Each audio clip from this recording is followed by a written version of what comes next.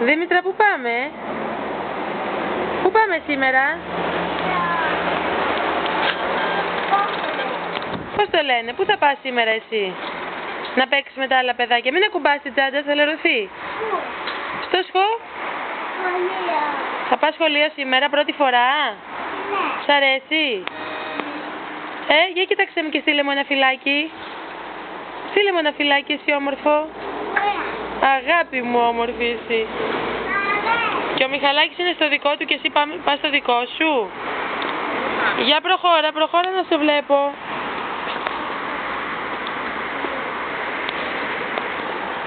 Πας στο σχολείο, Τι θα κάνεις εκεί με τα άλλα παιδάκια, για πες μου. Και τι άλλο θα κάνεις? Τι θα κάνεις? Εντάξει, γύρισε ρώζ με ένα φυλάκι για να κλείσω την κάμερα. Σ' αγαπάω πολύ.